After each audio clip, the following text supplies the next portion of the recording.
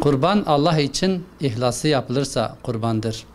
Bayramı ancak İbrahim ve İsmail Aleyhisselam'ın anlayışı ile karşılarsak bayramdır.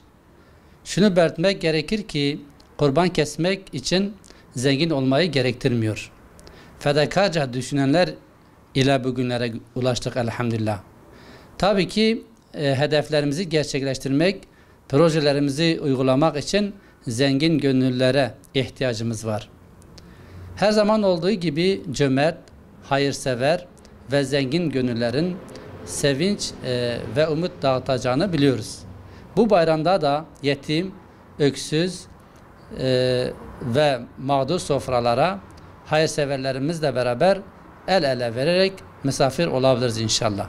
Evet, yine kutlu bir mevsime giriyoruz.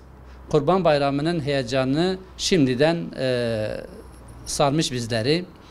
Her yıl olduğu gibi yurt içi ve yurt dışı kurban çalışmalarımız başlamıştır. Hedefimiz geçen yıllarda olduğu gibi yine binlerce yetim, öksüz ve mağdura kurban eti ulaştırmak ve mazlum gözlere umut ve sevinç olmaktır. Yurt içi ve yurt dışında gözleri yolumuzu bekleyen binlerce yetim, öksüz ve mağdurun olduğunu unutmayalım. Asya, Afrika, Yemen, Filistin, Afganistan ve tüm mazlum coğrafyalar bizi bekliyor. Türkiye'deki yetim ve öksüzler de bizi bekliyor. Tüm temsilci kardeşlerimizin bu Kurban Bayramı'nda da gerekli hassasiyeti göstereceklerine ve fedakarca çalışacaklarına eminim. Zaten şu anda da alanda çalışıyorlar.